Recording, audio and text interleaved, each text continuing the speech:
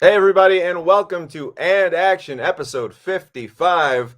Today, we are talking all about my latest movie, The Collective. You'll notice, conspicuous by his absence, is my co host, Mikey Messier. He can't be with us today, so we will miss him, but I'll be coming at you solo and taking you through my process making the movie, The Collective, which is now available. I just want to kick things off by saying, big thank you to everybody who took the time to watch the movie over the weekend. Got a lot of calls, a lot of messages, a lot of posts on the social media. Uh, People seem to like the movie. It's crazy. I love it. We got a lot of great reviews. It's really fun to talk about just a good old fashioned wholesome action movie, and I can't wait to dive into that today. But before we do that, got some great feedback on last week's episode talking about Kevin Nash. I want to apologize. We did have some really treacherous audio issues last week. So if you watched the show, thank you for hanging in. We think we've figured out the bugs, so that won't happen again. But anyway, we appreciate it, and we had a blast talking about Kevin Nash. And it's kind of funny, man. We got a decent amount of views on that show despite our horrible audio. So that just goes to show you that people give a damn about Big Daddy Cool Kevin Nash. We had a lot of fun talking about Kevin.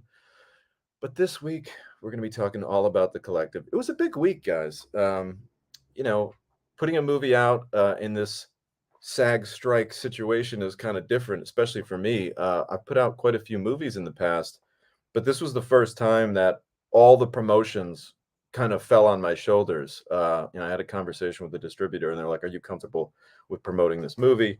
And I was like, "Yeah, of course." Obviously, the actors can't, but it's one of those things where we still got to get the word out. So I must have done like, I'm not kidding, like probably 50 interviews in the last 2 weeks about this movie. Um, and it's kind of funny how they arrange them. They just line them all up. And basically, what you do is what's called a virtual press tour or a media tour. And basically, the distributor works with a PR firm and they line up just dozens of different news periodicals, podcasts, sci fi shows, action movie shows, just all kinds of different media outlets where you can get on and they're excited to chat about your new project. So it was kind of fun, but a little grueling at the same time. You get asked the same question many times over and over again, and you try to keep it fresh and fun. And I think we did an all right job with that. But thank you for everyone who has been following along on social media. There was a certain point last week where I'm like, am I overloading the feed here? Am I posting too much about this movie? But then it comes to a point where it's like, well, hey, people are writing these articles, people are taking the time to support the film. We might as well go out there and share it. What are we going to bury it? We're going to bury our own movie? No, of course not. So what do? We load up the feed with all the great news about The Collective. Just checking in now. Scott, what's up, brother? Scott says, love the movie, Tommy. Watched it twice already. Thank you very much, Scott. I really appreciate that, brother. Again, I just can't tell you how much fun I had making this movie. So we'll get right into it. We're going to get into the backstory. I'm very excited. So I'm going to try to talk a little slowly because I don't have Mike to help me shoulder the load. And I don't want to pass out, frankly. I need to breathe. I need to drink water occasionally. I've got a couple beverages. So we're going to keep this mouthpiece tuned up and rolling for the next hour or so, chatting about The Collective. So here's the origin story. Every great story has a great origin. And for me, I got a call one day from my great friend, producer Richard Switzer, who we've talked about Richard quite a few times on this show. Richard is a very hardworking young guy, just turned 28. Happy birthday, shout out to Richard Switzer. This guy just turned 28. He's already produced, I don't know, 50 movies, maybe more. Just a really hardworking guy who's been at this business since he was 18 years old and just kind of hustling away. And this is probably like our fourth or fifth movie together at some capacity. I've directed a movie with Richard. I've been involved behind the camera on a few of Richard's movies. So it's always like home cooking with Richard. So I get a call from Richard, and he says, Tommy, I've got this action movie. I know you've never done an action movie before, but read the script. I think you're going to like it because there's a bit of a darkness to it. Now, everybody who's followed my career knows that I've done a lot of different types of movies and a lot of different genres, but for the most part, I started off in the horror genre, and then I ended up doing some crime drama, and then I kind of, got into a little bit of some hybrid genre type films like Johnny and Clyde, like to kind of mashing up a couple different genres. So when this script came along, I read it, and right away I was like, "Ooh, this has some ingredients of a horror movie. Ooh, this has some of the ingredients of a crime drama. This is something I can work with." So I immediately started getting these ideas. And for me, that's the first thing that happens. Like how I can tell if I like a script or not. The real nice kind of test is right when I start reading it, I'll start getting ideas and images in my head, like vivid images to the point where I can really see the movie before it's actually happening. And it doesn't happen like that for every script. Not every script gives me these kind of vivid cinematic thoughts. But when a script is written well and when it's kind of put together in such a way that it's describing everything so vividly, and this script kind of had that, and then my imagination just kind of ran. And again, there was a darkness to it. This movie focuses around a secret group of clandestine agents that are basically assassins that fight on the side of good. A lot of assassin stories, usually there's such a negative connotation with assassinations. But these assassins are badass motherfuckers who basically take out the trash. They clean up problems that the government maybe can't, maybe the police can't do anything. Their main target are these billionaires that are above the law. These people, let me shut my phone off. How rude of me. Their main target are the baddest billionaires that you could find that have lots of odd and frankly disgusting tastes in what they like to do for fun. They like to purchase people and basically, use them as their own uh, sex slaves and horrible things. So it's the baddest of the bad. It's pure evil, and only a group like the Collective can take these people down. So it's some real cool, like just old school spy movie kind of stuff, and that's what the script really like kind of got me excited about. That these characters uh, were visceral and real. They weren't corny and cartoony. You read a lot of action movies and you know, you can't help but say to yourself, like, was this written in 1995? What kind of cheesy bullshit is this? Nobody speaks that way, especially in these heightened situations. Like, nobody's gonna say that. Nobody's gonna kill a person and then like make a snide, cheesy remark. It's like it's fucking bullshit. So I like this script because a lot of the bullshit was cut out and it was just real dark and kind of what you'd have to imagine is the way that these people really talk, because these people must exist, right? Don't we love fantasizing about, everybody has heard of all these secret operations that the government has gone on throughout the years, enlisting the help of mercenaries, enlisting the help of foreign legions of these fighters that come in and kind of do what I like to call off the books missions. um, Black ops, if you will. Uh, if something happens to you on this mission, nobody's going to find out about it, kind of a thing. They're going to say that you died in a training accident, but really you were overseas on some crazy mission. So it was just a cool story. I loved it. And right away, the cast was kind of put together. A lot of people ask me, "Oh, Tommy, did you cast Tyrese? Did you cast Lucas Till? Did you cast Ruby Rose?" No, the fact is, this cast was pretty much put together and packaged for me as far as the major players, as far as, when we go down the line, Lucas Till, Tyrese Gibson, Ruby Rose, Don Johnson, Mercedes Monet, Paul Ben Victor. These were all actors that were sort of already attached to the project. I came on and I got a chance to cast a lot of the supporting roles with a lot of key people that I've worked with, throughout the years, which we're going to get into them later. But the cast was put together, and I just was kind of like taken aback by the cast and just how strong it was, and just started to get really excited about working with all these people. Um, so the movie was shot in Massachusetts, not too far from Boston. So I knew that it would be close to home. And really, the thing is, guys, we talk about this all the time on the show. It's all about prep, right? Prep is everything. How much time you put in before the movie actually happens will dictate how great your movie turns out when you actually show up on set. So I knew I only had about 8 weeks to prep this movie. And I knew that once we got to set, we would only have 15 days to shoot the whole thing. A lot of people ask me, like, how long was this shoot? Must have been like a month, 2 months. 15 days, 3 weeks, 3 5-day weeks with, a couple weeks, couple days off on the weekend, shoot 5 days, couple days off, shoot 5 days. And this one had a little interruption in the middle, which we're going to talk about too. A little foreshadowing. It's not easy to make movies in the COVID era, and this movie was made. It wasn't really the COVID era, but it was the tail end of that. Mask wearing was still very much a thing on set. Testing, COVID testing on set was very much a thing. So we're going to talk about some of the challenges that came along with all that in a little bit.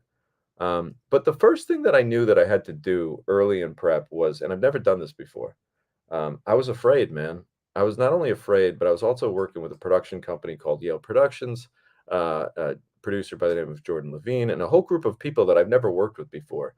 And when you've never worked with somebody, you want to put your best work out there right out of the gate, right? You want to impress people. I mean, obviously, you want to work hard all the time, but it's almost like, when an athlete gets traded to a new team, they're going to want to go out and put up a monster year that first year with that new squad to show them, like, hey, all them prospects you dealt for me, they were worth it. Or if it's some big free agent, all that cash you paid for me, I'm going to hit you some home runs now. And you're going to say, well, that paid off.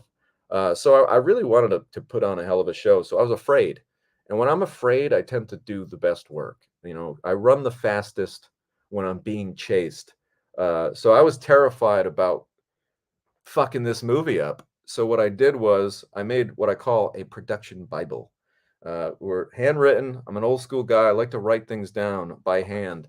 And a lot of people are like, well, why don't you just type it? Then you could put it in a spreadsheet and you can have everything all. No, because when I actually write shit down with my hand, I memorize it. It's a memoration tactic. That's not a word, Tom. It's a memory tactic. It's a way that when I'm writing shit, it gets kind of embedded into my brain. Where when I'm typing, it just kind of goes out my fucking ears, and I don't really retain anything. So basically, I started writing this production Bible. Which, if you're a filmmaker, this might help you if you're about to make a movie. But I take a notebook and I start on page one, and I literally write like page one, scene one, and then every idea that comes into my head, whether it's an acting note, whether it's a wardrobe note, whether it's whether it's a stunt concern, whether it's a art department concern, if it's a certain specific prop that I really want in the scene, if it's a color scheme, if it's a type of shot that I really want, I have all these different categories, and I'll put, like, DP, director of photography, and I'll write my camera note. I'll put costume note. And I just basically have, like, okay, the first page of the script, here's all my notes. Here's every fucking idea that I had. Then I do it for the second page and the third page. And eventually what you end up with is an entire notebook, handwritten, full of all your notes. And I even got so into it that I came up with a goddamn color code. And people that know me would be shocked because I'm not a very organized person. This is all very off type for me. But remember, like I said, I was afraid. So I was trying the best I could to be organized. So I came up with a color coding system where basically blue meant it was a camera note, and I'd have a little blue highlighter. Yellow meant art. Red meant special effects, of course, for blood. And I just had all these different color coded kind of tabs so that as I'm reading the notebook, I could just be like, oh, I had an idea for this scene. What was it again? Oh, yeah, that's right. We wanted this guy to be wearing a blue shirt so that the blood will be seen better, whatever. Guys, you'd be surprised when you're making a movie. You have to make about 1,000, on average, 1,000 decisions a day. I counted one day. I was just kind of having fun. You're making 1,000 decisions a day, and you're only a human being, so you could have the greatest ideas in the world, but if you forget the idea, there have been many times in my career where I'm like, I had an idea that I was hell bent on, and there's just so much chaos and distraction and just craziness of production. you go and you shoot the scene, and then you realize, oh man, we didn't do that one thing that I really wanted to do. And then you know it's gone and you're never going to get it back. So I implemented this production Bible and I kept it with me. My assistant had it the whole time. And before every scene, I would just break it out and I would read it. And I would say, oh, yeah, that's right. I wanted those guys to have pistols instead of rifle, whatever, whatever idea that you may have forgotten. It's all in the Bible. So it's just a way to, like, again, I say this all the time. If you're thinking creatively on set, you've already lost. You lost. You're done. And I know what you're thinking. Well, what do you mean? It's all about being creative on set. It's like, not really. It's all about being creative in pre-production. It's all about being creative and seeing all these elements come together before you're on set, so that when you get on set, all you're doing is executing the idea. Now we'll pause for a second. Obviously, things are going to change. Obviously, part of being a great artist is being flexible, because you never know what location issue might come up or what hurdle you might have to jump over creatively. And yeah, you do have to make an adjustment. But the bottom line is, if you're on set trying to figure out what you're going to do, it's way too fucking late for that. So I can't stress it enough. Do all the work in prep, work every day. When you're in prep, if you're directing a movie, it should be treated like a 12-hour day. Like the same day that you put in on set, the same 12-hour day on set, you should be prepping for 12 hours. And I know that sounds crazy. Like, well, what would you do for all that time? Trust me, there's plenty to be done. You could be watching other movies that maybe are in the same genre that inspire you, that you can maybe pick and choose some shots that you'd like to steal. You should be talking to all of your department heads and having deep conversations about the look and feel of the project. You should be going online and looking at different. Ooh, I like this kind of jacket. This is a cool looking jacket. I would like my main character to wear. Let me take a picture of this and email it to my costume designer. There's always something to be done. So I can't stress it enough. Prep, prep, prep, prep, prep. All right, we're gonna go and take some of these comments, and then we're gonna start talking about the cast.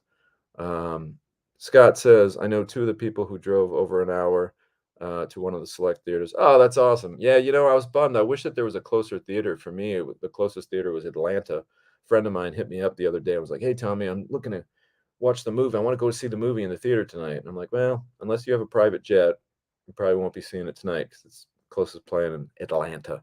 But we love the idea that the movie's playing in theaters. Love the movie. I want a sequel, says Wasser Nixleen. Wasser, I want a sequel too. And you'll notice that it's certainly set up for the potential of one. I'll tell you what, I would love to go on another mission with this group of the collective. Cassidy, what's up, brother? Did any of those vivid scenes in your head make the final cut?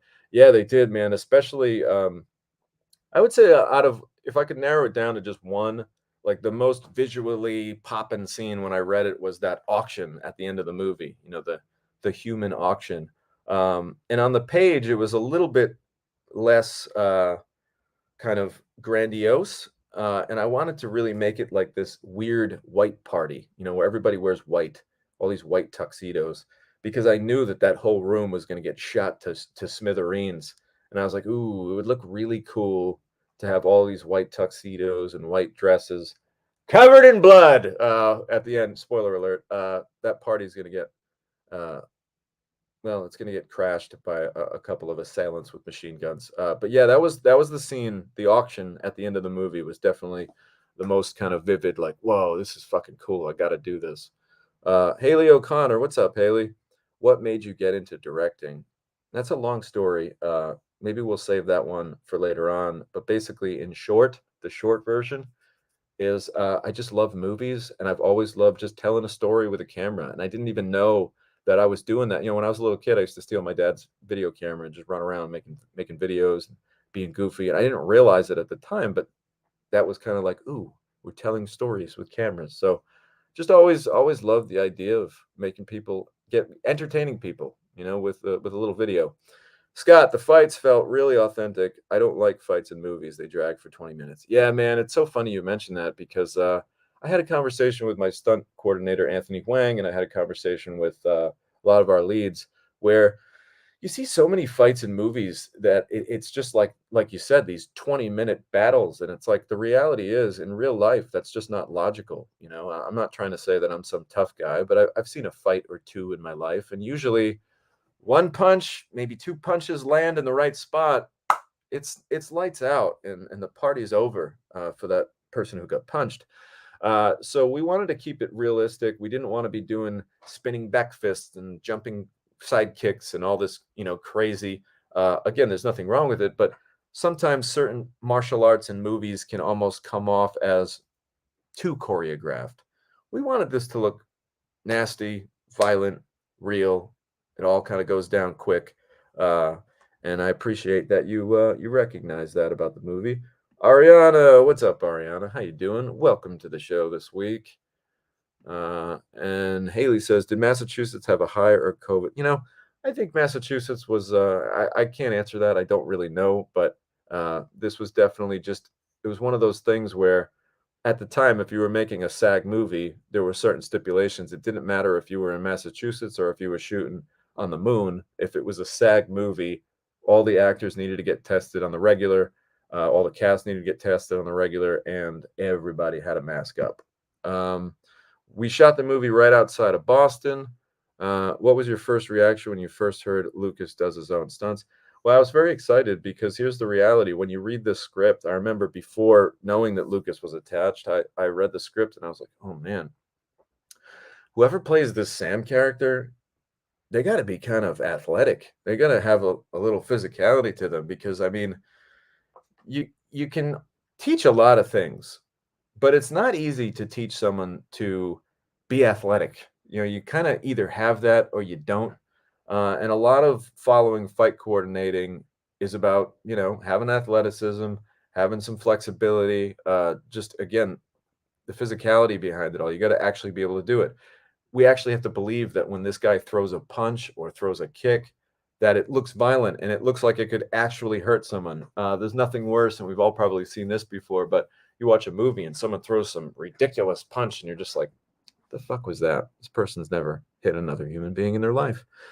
So I was very pleased to find out that Lucas not only was comfortable with doing a lot of his own stunts, but he had martial arts training coming into this thing. He had done some Brazilian jiu-jitsu. He had, he'd done some striking kind of stuff before. So when Lucas threw a punch, it looked like a real punch. He knew what he was doing. So I can't say enough great things about working with Lucas. Ariana says, and doesn't a white party just scream rich people? All those white tuxes, they think that they're James Bond walking around 007. Ailey O'Connor, The Collective, where did they come up with the name? I can't say. Again, I came onto this project a little late in the game, and it was already called The Collective, and that was just the name that was dubbed for this group of badasses. I got Ghostface vibes from Nikita's knife combat scene. Was that an inspiration at all? Not really. We wanted actually the inspiration for Nikita's knife, believe it or not, was a little bit more towards Rambo. I always loved John Rambo. I always love the fact that Rambo's got this badass kind of knife. And although Nikita's knife isn't really a Rambo knife per se, it is a tactical military knife. It does have kind of like the serrated kind of deal on the blade. And also, I just think that, what was cool about that was everybody can have a gun, right? It's so easy to kill somebody with a gun. I mean, you just aim and you shoot them.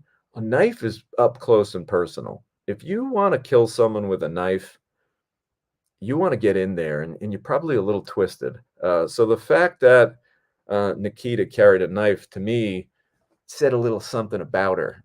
She kind of loves the idea of inflicting severe pain on someone to the degree that, oh, this is going to kill you for sure, but not right away. Whereas if you just shoot someone in the head, see you later, good night, Irene. It's all over pretty quick. Whereas there's even a scene where Mercedes' character, Nikita, stabs Tyrese's character, and she says, have fun bleeding out. So that right there tells you how twisted that character is. It's like, yeah, I could kill you right now, but I take solace in knowing that you had a slow and painful death. So We thought that that was pretty badass, and we were excited about that. Okay, let's get going. We'll get back to questions later. So I wanted to. We've been talking a little bit about Lucas. Can't say enough great things about him. Truly our quarterback. Truly our, uh, you know, our number one on the call sheet and the guy at the helm. Can't again every day on time, great attitude, awesome work ethic. And these independent movies aren't easy to make, guys. Yes, we always try to do our best to take care of Lucas and make sure that he's comfortable, but it's not like we're in some 10,000 square. We don't have a 10,000 square foot trailer with a gym in it and air conditioning and all these. It's not like working on a big studio movie. Again, we're trying to make them comfortable, but we just don't have all the accommodations that a massive movie would have. So some actors, they get on set and they're kind of like, oh, this is where I'm gonna be for the day, and you can just see like, oh, they don't feel like they were treated properly. Whereas Lucas, was like, all right, I'm ready to work. Like, where do you want me to be? Like, where am I hanging out? He didn't complain once about anything, and it was a grueling shoot, man. I mean, like I said, trying to shoot an action movie in 15 days, that ain't easy. So Lucas is a true professional, a really talented athlete, and there's something about him too in terms of playing a hero. He's got this naturally heroic quality where you look at him and you're like, okay, he's a good guy, but however, there's something in his face where you can see an intensity where it's like, I know he's a good guy, but if you were to fuck with him, I bet you he'd mess you up pretty good. I bet you he'd probably break your face.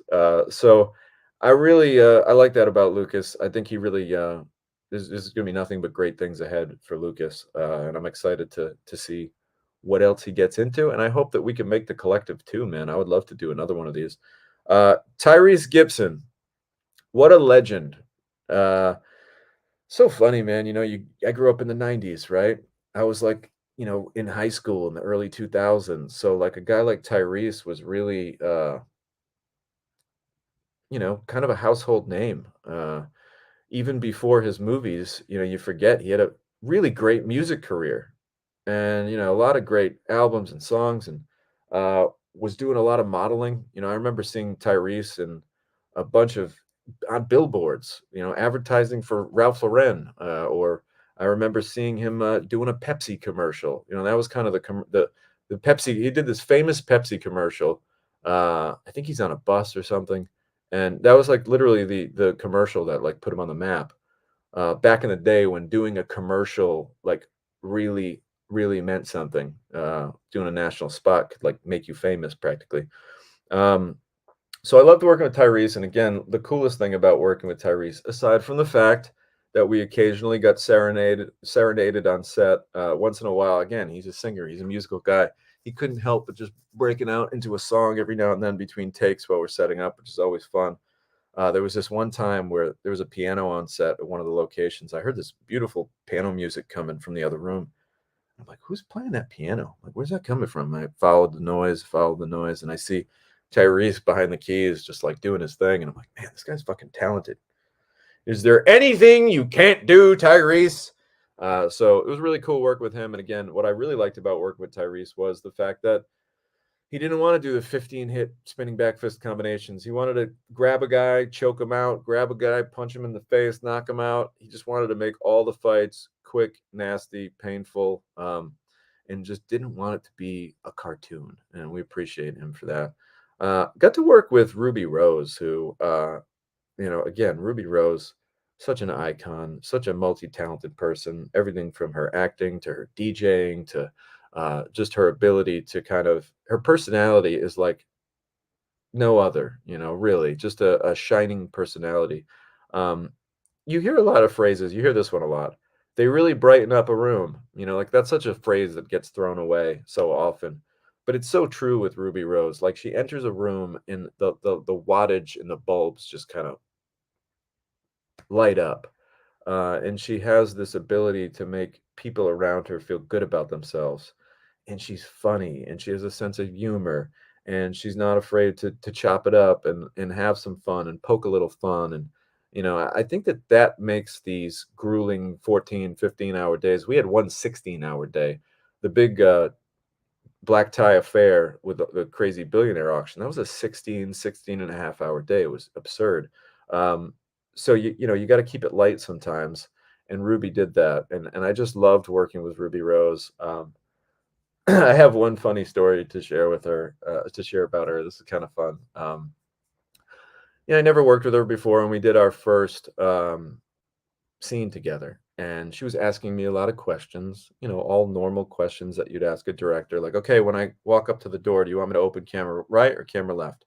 All right, when I grab this, do you want me to say it like this, or is it more like this? And I love the fact that she was asking lots of questions and really caring about my input, but I wasn't sure how it went. You ever have a first encounter with someone where you're like, I don't know if that went good or bad. I don't. Do they like me? Do they not? I don't know. I mean, it's a first impression. Like, did I answer the questions right? When she asked me to open camera right, should it have been camera left? I'm like second guessing myself. I'm like confusing myself.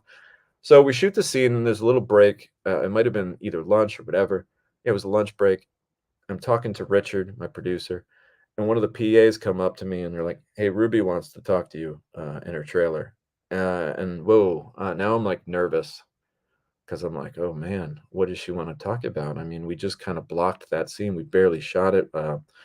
Okay, so I right away go, and I remember getting my sides out because I was like, all right, well, if she's mad at me, I'll be like pretending like I'm busy. Like, yeah, I'm already looking at the next scene. So I knock on the door. Hey, Ruby, how's it going? She invites me in. Come on in. And I think, like, I don't know. Again, like, you just don't know. I've never really just met this person. I just started working with them. I don't know if they like me or not or whatever. And she looks at me and it was such a fake out. She goes, Tom, I just like to tell you. And I'm just like, oh boy, what's going to happen? This is one of the nicest casts and crews I've ever been a part of. And I just think that you're terrific, and this is a great experience. And I just want to thank you for keeping me in such a positive headspace during all this and mindset during all this. And this is just great. I'm having a lot of fun. And I was like, oh, yeah, great. Yeah, I'm having a lot of fun too. This is terrific. So it was all good. But it was just one of those things where, like, I thought I was being called to the principal's office, and it turned out that it was all good. So I guess first impressions are a funny thing. You just never know. I'm happy that that one turned out well. Ruby was terrific to work with. So much fun. If you check out my social media, if you go on my Instagram page, a few days ago, I posted a really funny video of Ruby kind of playing around on set.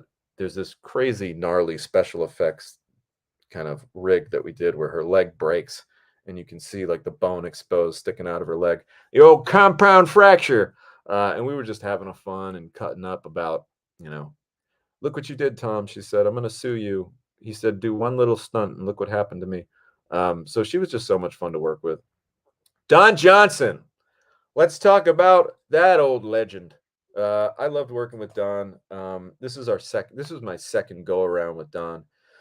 And I got to be transparent with you. The first go around, I was nervous as hell. My first time directing Don Johnson was in 2019 on the movie Vault. And, I was a few years younger, few years less experienced. Don at the time was by far the biggest star that I ever worked with in my life. And he was intimidating, man. Like, you try going up to a legendary director and telling him, hey, I love what you're doing, but could you try saying it like this instead? So there were a couple moments where I gave him direction on Vault. And again, this might be all in my head, but I just wasn't sure what he thought about it or if he just felt like, yeah, all right, whatever, whatever, kid. And granted, never had any issues. He did everything I asked. We worked together great. I was just nervous. Really, that's what it came down to. When we worked together on the collective, all the nerves were gone. And I saw him, he saw me. We just smiled, and it was like home cooking. It was like, kind of seeing an old friend from camp. And it was nice that like all of the getting to know you kind of bullshit was out of the way. And at this point, I was just another guy that he's worked with in the past. And we put on a great show. And I love everything Don does in this movie. Don's very snarky in this. He's a snarky, snarky boss of this collective. Again, I think that, when you're working with an organization like the collective, you've had to do so many fucked up things in your career that you'd have to be a little light. You'd have to see the humorous side of things every now and again. Otherwise, you'd lose your mind. So I really like what Don brought to the character. And again, Don's got this terrific voice. There's something about his voice. The tone is just like, you want to listen to it. When he speaks, you're like this. You lean in a little bit. So I loved working with Don Johnson, and like I said, it was nice to have the experience of Vault behind me, so that day one it was just let's get after it. Mercedes Monet, aka Mercedes Vernado, aka Sasha Banks, although we don't call her that anymore. Uh, that was her WWE name.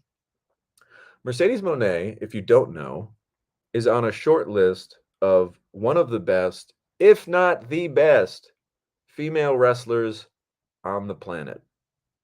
That is no fabrication.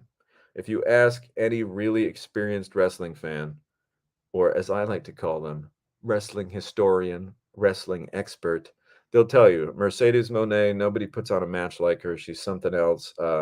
She is probably one of these wrestlers who could retire today, and she's young.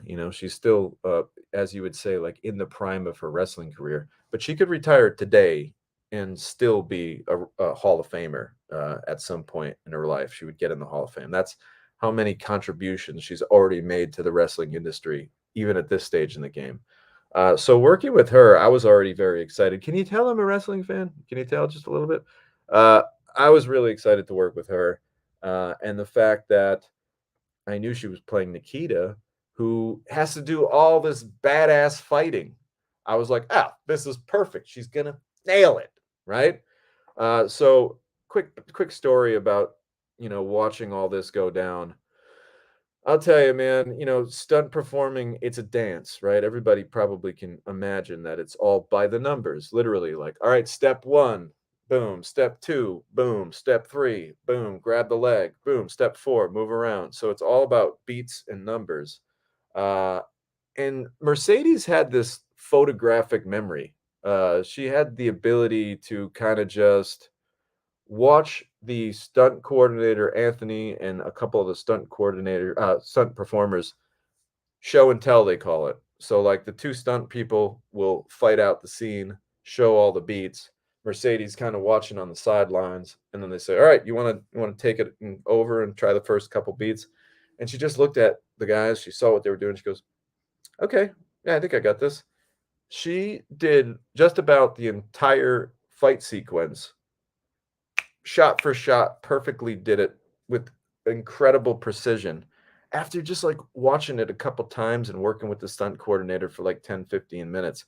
In fact, when we were shooting the big, tuxedo high society affair, they were in the other part of the building rehearsing those scenes. And I remember between setups going over and walking and like, "Hey, Tommy, we want to show you Mercedes' progress and where she's at with this fight scene." And I was like, "Okay, cool. Let's take a look." I saw it, man. I literally was like, "Oh my God, guys, we could have shot that right now. Should have told me. I would have got the camera. Like that was perfect." So Mercedes was just phenomenal. Her attitude on set is always upbeat. Again, kind of like Ruby, she's got a great sense of humor. I love people that don't take this the wrong way. I'm not like a joke a minute, laugh a minute asshole, because that can be so fucking annoying on set. Sometimes it's like, all right, can it with the fucking jokes. We're here to work. But once in a while, like I said, you do have to have a little fun, make people a little more relaxed on these long days. So I like people that can have a good laugh every now and then. And Mercedes is definitely one of those people that keeps it loose and isn't afraid to have fun and realizes that we're making a movie. We're not performing heart surgery. So have a little fun. Don't take this whole process too seriously, and just enjoy it for what it is. And Mercedes is a trooper too, man. I mean, spoiler alert, unfortunately, Mercedes doesn't make it out of this one alive. However, she has this really gnarly death. I always say, if you're going to die in a movie, die gloriously, and she sure does. It's an epic death. We had our special effects department head, Doug Sackman, put together this amazing rig that basically just Lucas could basically stab Mercedes in the gut, chest area, and we would see the actual wound pull up and bleed. To me, guys, it's all about practical effects, meaning real magic tricks that take place in front of the camera. None of this CGI bullshit. Now, granted, We did have to utilize a lot of CGI with the gunshots, with the explosions, but things like blood, man, that's so wonderful when you can do it practical and it looks real and you don't see the puppet strings that way. It's just like, wow, that really looks like a person bleeding to death right before my eyes. That's pretty arresting imagery right there. So I love all the practical effects. I love working with Mercedes Monet. And here's the thing, it's kind of funny. When you have that much fake blood on set, you'll walk on set and the entire movie set will smell like a bit like a breakfast shop.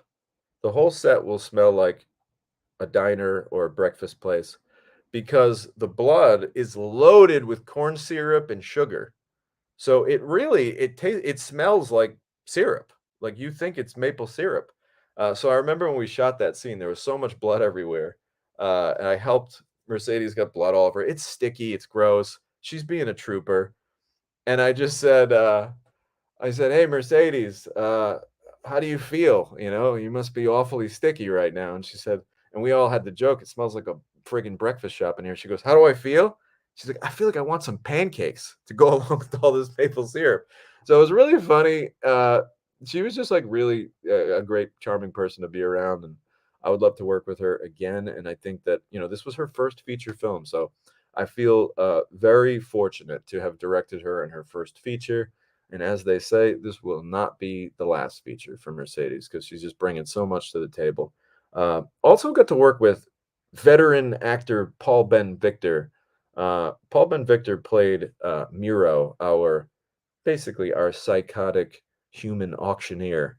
And I remember this character was really cool because on the page there wasn't a lot of this, but you always sometimes you have to take what's on the page and you have to uh, make it a little bigger and make it a little more memorable.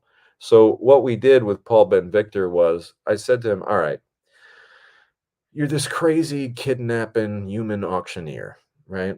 You literally sell human beings to these very wealthy billionaires. To billionaires, celebrity means nothing, right? They could have Elton John show up at their beach party and just pay him his fee and okay, Elton play a couple songs, great. They don't give a shit about celebrities."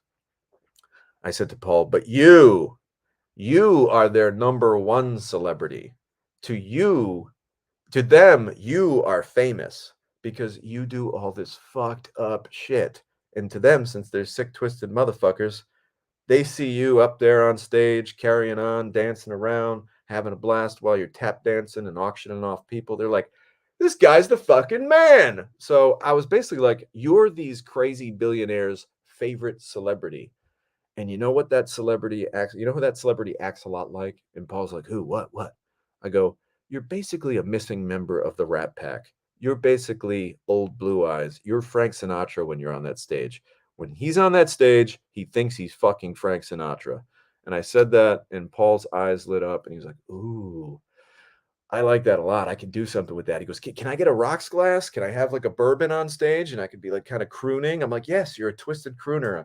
Get him a rocks glass. Get some iced tea and put it in glass. Make it look like bourbon.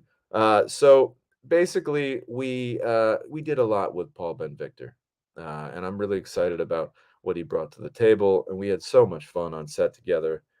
Made each other laugh quite a few times. You're going to see a lot of other familiar faces in this movie. People that I cast. People like John Fiore, who was also involved. People like Michael Zuccola, who's got a really great role. Michael's been in almost every one of my movies. Eric Lutz, another really terrific actor who's also from my hometown of Rhode Island, who got a chance to work with this. And poor Eric, man, he's a trooper. He shot this scene on the beach, and we were shooting on the beach, and it was October. So normally it was like, ooh, October on the beach. It could be chilly. It was a beautiful day. It was gorgeous. But the one thing that wasn't gorgeous were all these fucking fireflies that were just hovering over the beach and we were just getting eaten alive. I think they were horse flies, whatever they were. They were the kind of flies that like fly around and just bite you, and you get these little tiny welt marks. I remember I had the bright idea of being like, "Oh, I'll roll up my pants so that I can freely walk around the beach, and I'll be barefoot today. I'm going to direct on the beach barefoot. What a good idea!" Now, by like lunch, my fucking feet were like eaten by these flies, like ankles, feet torn to shreds. poor Eric Lutz plays a scene where he's got to lie down on the ground, and he's about to get shot in this scene. So he's got to lie down dead and be completely still while these fucking horseflies are just like having a feast on him. And luckily like it was literally like the job of certain PAs to like keep the flies away from him because he has to like stand still, between takes. So man, it's like talk about like ruining a perfectly good day at the beach. You would have seen the day in a picture and you would be like, oh my God, it's gorgeous. It was until you actually make contact with the horseflies. So Eric Lutz is a trooper, and I will cast him any day of the week. Fred Sullivan, another actor that I worked with many times, played a very small cameo as the driver, one of Mercedes' drivers in the movie. Uh, Nick Principe. Nick had a lot of contributions to this movie that you won't see when you see him in the movie. He's in the movie for maybe 2 seconds. He does a lot of kind of like random stunts and things like that. Just kind of plays a guy who gets blasted away in this. But his contributions to the film were far beyond that. In pre-production, when I was very scared, I told you I was really afraid about putting this movie together. I was calling Nick all the time, and Nick's also a stunt coordinator. He's coordinated stunts on a lot of my movies. So Nick and I spent a lot of time in pre-production talking about these fights and talking about how to simplify them and how to make them a little more accurate. And okay, well, maybe it doesn't need to be 15 hits. Maybe it could be 5 hits. And then Nick was really helpful once we got to set. Nick would basically translate to Anthony, our stunt coordinator, a lot of the ideas that I had so that I could kind of like take myself out of that conversation, know that, okay, I have confidence that Nick is going to explain to Anthony what I want. I can move on to something else because we just got so much shit to do. So Nick's the man. I love Nick, and he's a close personal friend that, we talk at least once or twice a week. We'll jump on the phone. And even David Gear makes a cameo in this movie. We talk about David all the time. It was fun that David drove up and got to play one of the guards that tries to take on Tyrese. Not an easy job to take on Tyrese, let me tell you something. And unfortunately, he's not here today, and we miss him. But Mikey Messier was supposed to be in this movie, and it's such a bummer, man. I feel so bad for Mike. Mike could tell you this story better, but I remember showing up to work that day, seeing Mike in the holding room and saying hi to him, and he's getting signed in. Okay, we're about to test everybody. I come back from lunch and Mike's gone. Like he's physically not on set anymore. And I'm like, where's Mike? And then I look at my phone because sometimes I just won't keep track of my phone during the day when I'm on set.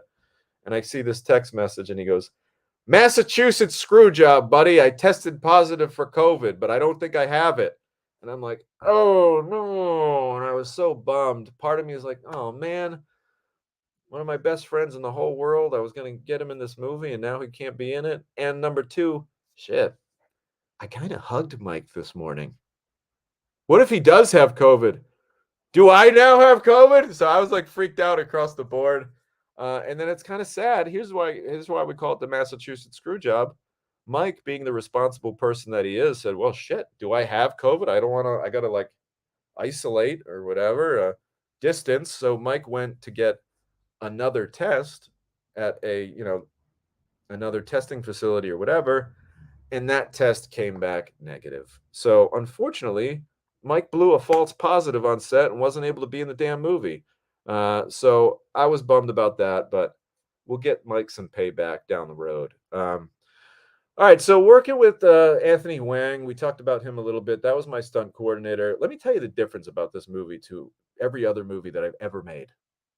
I actually had time in prep with the lead actors to work on the stunts with my stunt coordinator and his whole team.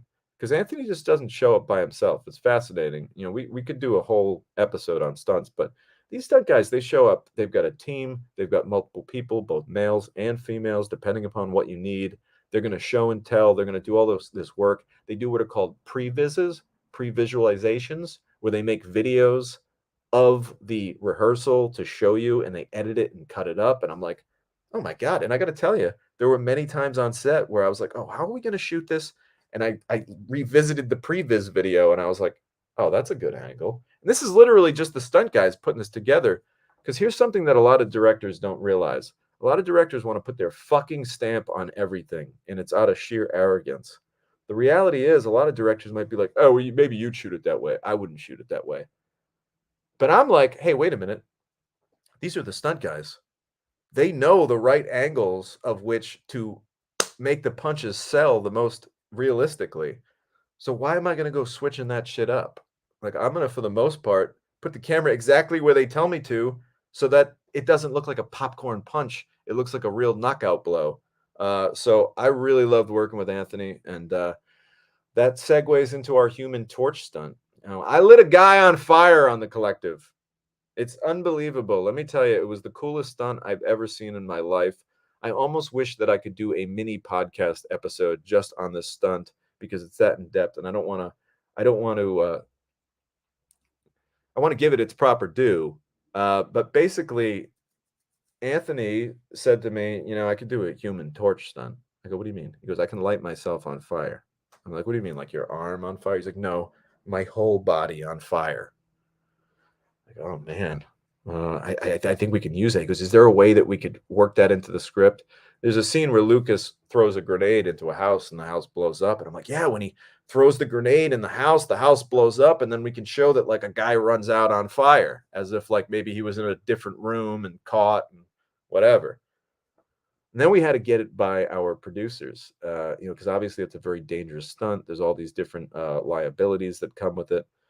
Uh, and I spoke to Richard, and again, Richard's always so supportive, and he saw the advantages to adding some production value with this big, really fucking gnarly stunt, and he allowed me to do it. And it was basically the last thing that we shot of the movie was this Human Torch stunt, and it's amazing, man. I mean, there's all this special fabric that you have to wear. Uh, Anthony, our coordinator, actually gets like dunked in gelatin. He has this flammable. There's two layers of liquid gelatin. One is flame retardant and protects his body, and that goes on first. And they're literally like soaking his socks, soaking his shoes, soaking his pants in this liquid. So that's the liquid, and all over his face, on his arms. That's what keeps him protected from the fire. Then there's the layer of the special clothing. Then on the outside of the special clothing, that's where you put the accelerant. That's the shit that's going to flame up. And sure enough, you've got about 6 guys with fire extinguishers standing by. And I remember Anthony said, okay, here's how this is going to go down. I'm going to light up. I'm going to run around a little bit. I'm going to hit the ground. And I'm going to cook for a couple seconds. Then I'm going to tap out. Do not extinguish me until I tap out. I'm like, you want to cook for a couple seconds? What? He's like, yeah, I'm gonna cook on the ground for a couple seconds and then I'll tap out. Okay, so here's one where you want to make sure that the cameras are all in the proper position and everything is framed up and ready to go. 3, 2, 1, it's lit. Boom. Anthony's a Human Torch in a matter of seconds, running around, flailing his arms. Boom, he hits the ground. He cooks. And I'm thinking, I'm getting nervous. It's like, I'm thinking 1,000, 2, 1,000, 3, 1,000. I almost called cut and screamed out, like, cut, put him out. Because it was like, it's one of those things where, like, those 2 seconds seemed like 2 hours where he was just burning on the fucking ground. And I'm like, is he unconscious? How do I know? Is he out? Did he pass out? Is he just going to burn alive? And then sure enough, I see, pop, pop, pop, pop, pop. He taps the ground. And in seconds, I got to say, credit to all the stunt team who was right there to watch Anthony's back. Within milliseconds, those extinguishers were just putting Anthony out. You saw a big cloud of extinguisher smoke. And Anthony stood right up, literally smoking, literally clothing burned off of his body and cooking still. And we were all hooting and hollering, and it was the coolest thing that I've ever witnessed with my own 2 eyes. And when I show people that behind the scenes footage, they're literally like, how the fuck does that happen? It's just a very courageous stunt. I mean, you got to have a crazy set of balls on you to light yourself on fucking fire. So my hat is forever tipped to Anthony for doing that. We appreciate the production value of the Human Torch. Let's talk about working with cinematographer Alonzo Holmes. Alonzo is a master of harnessing the light. This film looks different than any movie that I've ever made, and a lot of that has to do with Alonzo. Just a brilliant cinematographer who has such a wonderful disposition and is one of the nicest people that I've ever met. Just a great human being to be around. That's part of it. You got to be on set with these people for 14 hours. Like, it's nice when there's good people around you, and he's certainly one of the best. But just such a genius, man. I don't throw that word around lightly. But his ability to just kind of like, there'd be moments when I'd be like, we'd be outside or something. Like, Alonzo, I'm thinking he comes around that tree over there, and then he stops right here. And he'd look around, and he'd say, no, he's got this great accent. He goes, no, no, the light will be over here. We got to put the camera here, and he should be at this tree right here. And I'd be like, okay. And then I'd move Lucas over, and suddenly a beam of sun would be just like illuminating his shoulders and giving him this heavenly glow. And I was just like, God damn, Alonzo knows just where to put the camera in terms of where the light is. He's an artist, man. I mean, that's being an artist. So I love Alonzo. Again, aside from being just a super talent, he's one of the coolest people I've ever met. And yeah, I hope we get to go on another mission together real soon. We talked about Doug Sackman. I can't say enough things about the countless contributions he made to this movie. Doug's a badass, man. Doug shows up in something called the Death Bus, which is basically he's got an old school bus that he bought.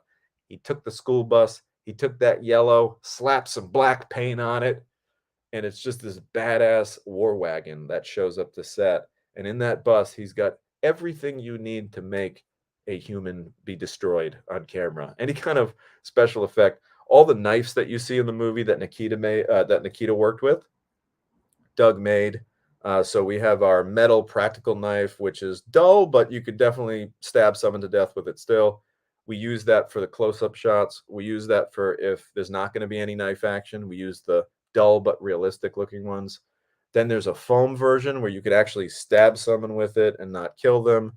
Then there's the rubber version, which is it's a little stiffer, and you use the rubber version for when you're fighting. And then there was even a retractable version that he made. So, like, the old Halloween trick. We've seen like cheap versions of these at the Halloween store where like you can actually stab and there's a little spring mechanism that actually pushes the blade in. It's all magic. Doug's a fucking magician, and he's a terrific guy, and he's another one that I can't wait to make another movie with. So yeah, we had our big secret black tie affair. It was a blast. I can't thank enough, all the people that hung in there that night. That was a long, long, long night of work, and we had a lot of background actors that just were such fucking troopers, and I appreciate all that. One of my favorite effects in the whole movie was called the pistol puppet, which is a situation where Lucas is in a jam.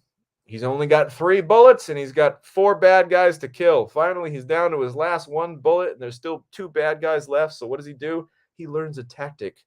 He utilizes a tactic that Tyrese taught him called the pistol puppet, where basically he grabs one guy, jams his pistol in the guy's mouth, and then turns his head, aims the guy like he's a turret, and shoots at the other guy, firing that 1 bullet through both of their heads, effectively showcasing the pistol puppet. So this is a thing that this is a shot that we actually constructed with practical effects.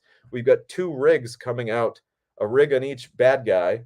Lucas grabs the dude, puts the gun in his mouth, turns him. 3, 2, 1, boom. It's all timed out with Doug has 2 triggers, and he's ready to hit these triggers. When Doug hits the triggers, Lucas pulls his trigger, Doug hits his triggers, boom, those 2 blood bags blow up and fire projectiles of blood out of the backs of their heads, and they drop to the ground in concert. Let me tell you, you have a lot of ideas when you're making a movie, and I'd say half of them don't even come close to working.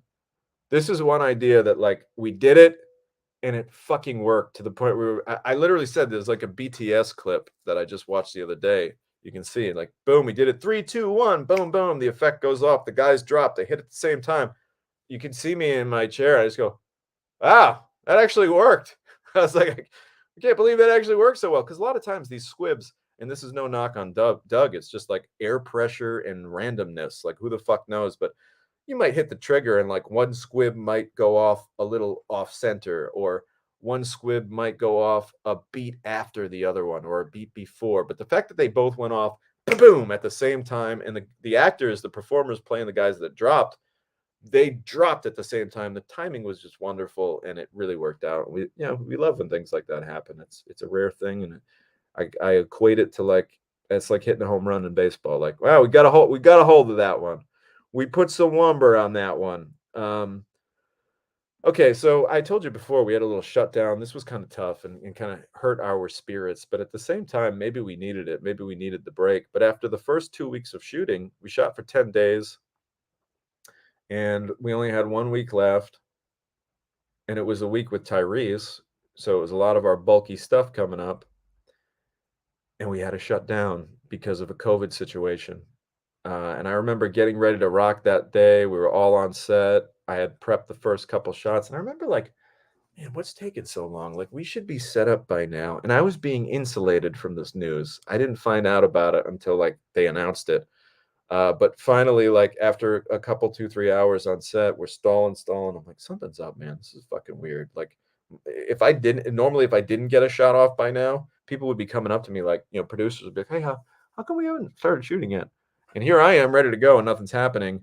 And then the first AD calls it out and says, guys, we have to shut down. We're going home. We're going to sort this out after. You'll be getting contacted by production. And it all worked out. I mean, everything happens for a reason. I think this was like literally like the week before Thanksgiving. We went home, everybody regrouped for Thanksgiving. We came back and finished the movie in the beginning of December.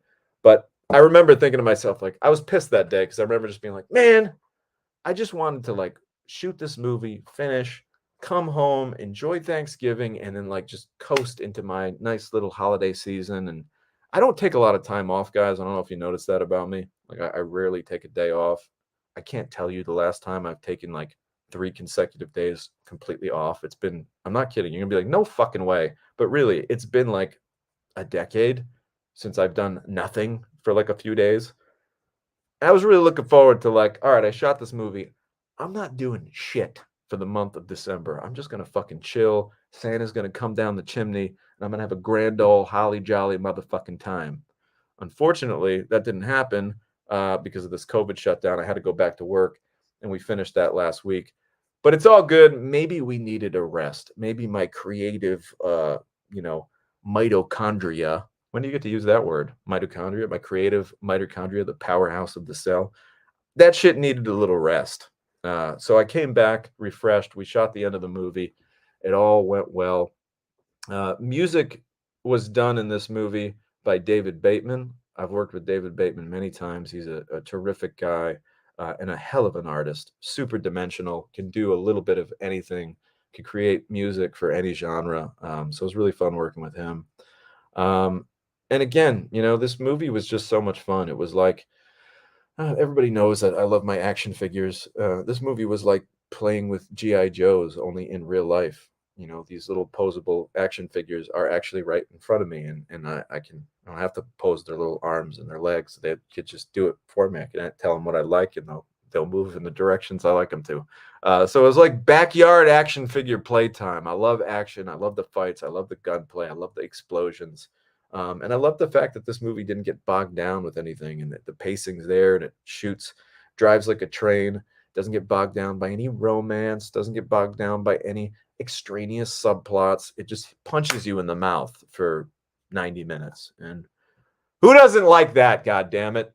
So where can you watch The Collective? If you haven't seen it already, you can watch The Collective on YouTube, Google Play, Apple TV, Amazon Prime, Vudu, a lot of just your cable provider, whatever your video on demand service is. Like, I got Cox. I know that it's on Cox Cable here in Rhode Island on the video on demand. So just, I hate to say it, but just punch in your Google machine, The Collective 2023, and it'll give you several options on where you can watch the movie, and you can pick the best option for you. I really appreciate it, guys. Again, I had so much fun watching this movie. Oh, sorry. I had so much fun making this movie. I think you're going to have fun watching it too. Again, it's definitely what they call a good old fashioned popcorn flick. This isn't the kind of movie that, the credits are going to roll and it's going to change your life and you're going to have some epiphany about where you should be in life. No, it's not that movie. Okay. This is a good old fashioned popcorn movie. You watch it to escape. You watch it to go have some fun. You watch it and you just enjoy a movie for a movie and what it is. So thank you so much for all the support. Thank you for dealing with my constant barrage of your timelines with all of my collective fanfare and hoopla. Uh, I promise it'll be dissipating now that the movie's out. Um, Next week, we're going to be back at you Tuesday at our regular time, 11 a.m. again. This week, I had an appointment coming up that I couldn't miss, and Mike also has an appointment today. So today was double appointment day. So what we ended up doing was Mike's handling his biz, and I decided to come on a little bit early and just jump at it, talk collective with you. But next week, we'll be back at it with our at our usual time, 11 a.m. Thank you so much for watching along. I'm going to go back and answer some of these questions now. But if you haven't, guys, please do me a favor and subscribe to my YouTube channel. It's at Tom DiNucci Film. You can find me on Instagram at Tom DiNucci. Um, I'm posting a lot of behind the scenes stuff. We got a lot of behind the scenes content coming. Mercedes fans, be on the lookout. I've got some behind the scenes clips of Mercedes during her special effects for this movie, which is really cool. We get some good videos to look forward to. All right, let me go back and read, and then I'm gonna jump out. Tommy D, Mercedes absolutely killed it with that knife, literally. Yeah, she did. Mercedes is awesome in this movie, and I'm so happy to see that all the fans are really responding to her. Ari, what's up, brother? We're loving this community that we're building up here on End Action. I love seeing it, guys. Um, Haley says, I hope Lucas didn't lose his anger on someone because he does have anger issues. Oh, I don't know about that. I can't say that I've ever seen Lucas have anger issues. He seems a pretty calm dude to me. I love Mercedes brought me I love how Mercedes brought some wrestling moves to her fight scene. That was epic. Yes, she does a fireman's carry takeover kind of a deal. I love that move. It works too. It's like, oh, that's pretty fucking badass. Wouldn't see that coming. Ari says the cast is definitely something different. You always have a diverse sense of style within talent, culture, and pure entertainment. Ah, thanks, Ari. I appreciate that, man. I love to switch it up. You can't stay one noted in life. Ruby Rose reminds me of a character from the movie Welcome to the Jungle. I've never seen that one. I'm gonna have to check that out. It's a really cool title, Welcome to the Jungle. The best crew all around to work with. I've been on numerous sets with you, and to hear this from others is always great to hear. Oh, thanks, man. Listen, sometimes when you're on a movie set, people don't treat you like a human. They treat you like a piece of moving furniture or just like some other number. And the reality is, people have feelings, and everyone's feelings should be considered because we're all putting in the same effort. Whether you're a PA, whether you're an extra, or whether you're the star, we can't do it without you. It's a goddamn team. Is there going to be any romance for the collective? No, there's really not a lot of romance. The romance is their love for the mission. It's the collective and the people behind the collective's love for justice. That's what they're romantic about. 10:30. Yeah, Steven, we had to kick things off a little early today. I should have let everyone know last night, but the reality is, I'll let you behind the curtain. We've got a lot going on, and we're trying actively very hard to put together one of these SAG waiver projects, and I've got a meeting coming up that I just can't get around. Uh, Laza, good day, my friend. Good to see you, brother. Uh, there's nothing Mercedes can't do. She really is just an all-around talent. Laza, Scott, and Tommy the Lone Ranger. I like that. The Lone Ranger is a cool name for me. What's up, guys? We're doing Are you sure Nikita died? We never saw her grave. I like the way you think, Scott. We never saw a corpse. We never saw a grave. And hey, trauma surgery has come a long way these days, so they could have patched her up. Laza, good day. Where's Mike? Mike's at a meeting right now. He's got an appointment. He is not still having technical issues, and I also hate horseflies. Yeah, Eric had to lay there during all that. I would love to see a fight scene between Tyrese and Lucas. Well, but they're on the same squad. That would mean that there's dissension in the ranks. Uh, okay, Collective does have some great names. Were there any props the actors took home as a souvenir? Actually, I took home. I don't think the actors took anything home, but I took home Nikita's knife, which is pretty cool. And unfortunately, it broke in my car on the way home. It fucking snapped. But I'm gonna glue it back together. uh, it sounds like you had a great production with the collective. I really did. Kudos to the Human Torch. Thanks, man. That was so much fucking fun. The lighting oneself on fire. It's very Tommy Dreamer to light yourself on fire. The environment is important. When you hit the set, that energy seems to mean a lot. It really does, man. People feed off of that energy. I know you don't really use Twitter anymore, but a lot of us live tweeted the movie as soon as it came out. Oh man, I got to go back and check that out. I'll check it out, man. I haven't been on X in a while. I don't know, man. Something about Twitter changing to X. It's like that's like buying McDonald's and then calling it like, you know, Jay's. It's like, what? It's not Jay's. It's McDonald's. The fuck are you doing? That's my rant on that. To think that at one stage it was MySpace and people doing a Facebook guy. Yeah, Twitter's not cool anymore. What happened to the guy that? What happened that caused you guys to shut down? Well, we can't really say who, but somebody got COVID and it was a potential issue. Is Tommy trying to reach Chuck Norris no sleep enlightenment? Brother, you're pretty right on the money. I sleep like 4 or 5 hours a night. I'll sleep when I'm dead. A great Italian coffee. I have a great Italian Red Bull. I don't know if it's actually Italian, but it's probably not. I loved all the behind-the-scenes clips you post. You don't get that from big Hollywood productions. Much appreciated.